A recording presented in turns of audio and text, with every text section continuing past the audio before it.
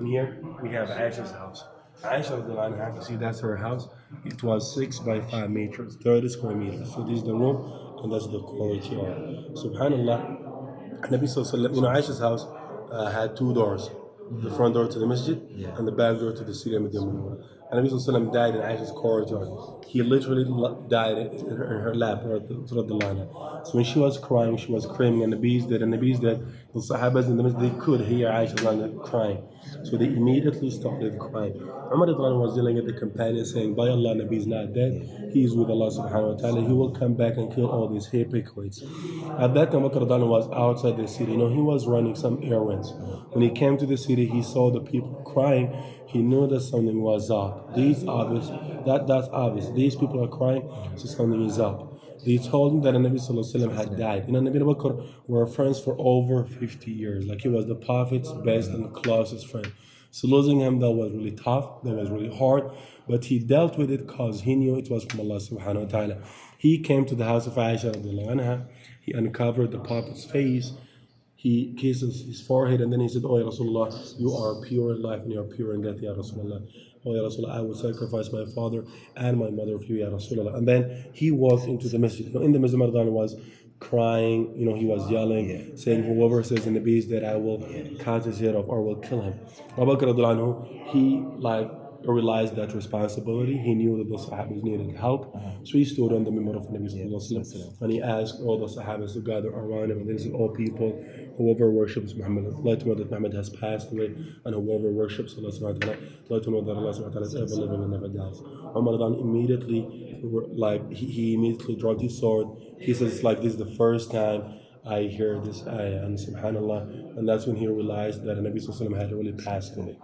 You see, so the Sahabas washed him with his clothes on, they shrouded him sallallahu alayhi wasallam, and then they performed Salat al-Janazah individually, one person at a time, and that took them days. And the Nabi died on Monday, but he was buried on Wednesday. Wow. After Aisha Radhana, she didn't move out to the house of the Prophet. She spent the rest of her life in the same house. She used to sleep on the bed of the Nabi next to the grave. Even after the death of her father Abu Bakr, she would do the same thing. But after Umar's death, she made a partition. You know why she made it? Because Umar is not related to her. That's true. He's not mahram.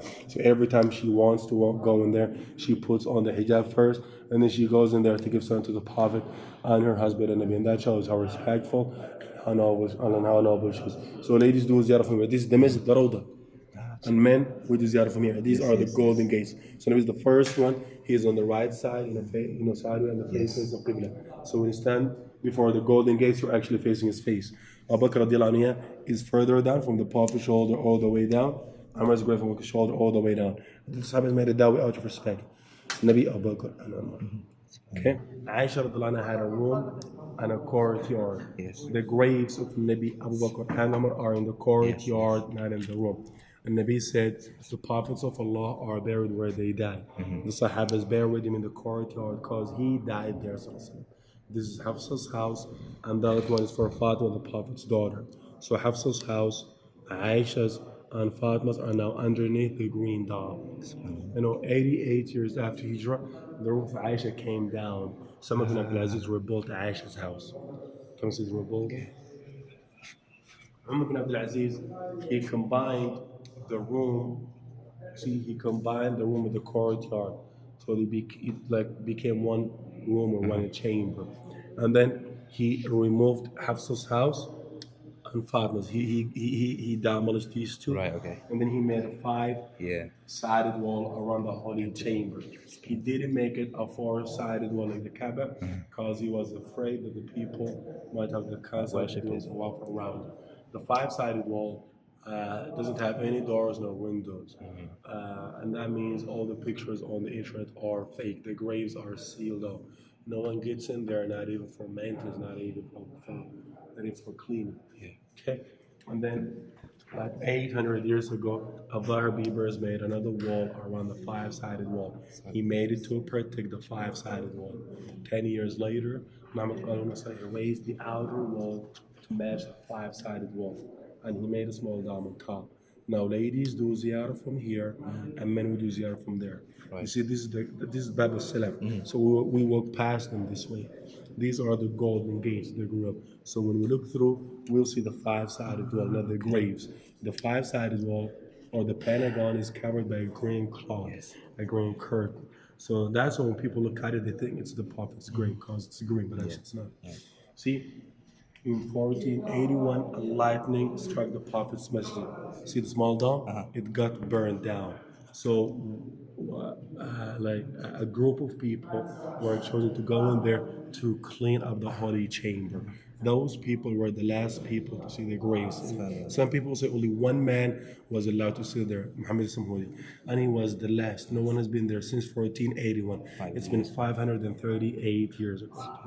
Abdullah Bibers or Rajab Aitabar rebuilt everything. See, he made the second wall of metal caging instead of food. He rebuilt the small dome. He made it of flake so it won't be burnt again. This dome is still there, but we can't see it. Any idea why? The green dome now covers everything. So the green Al-Ashraf Qatabai built remember the blue dome? It was silver, so he made it on top of that. Right, okay. See, that's it. Then the Turks made it green in 1839. Now you can look through these windows and you will see the five sides. See, you can look through. Yep. See, that's what you see. See, you can see the wall, right? Okay. So that's what we see when we look through. Okay.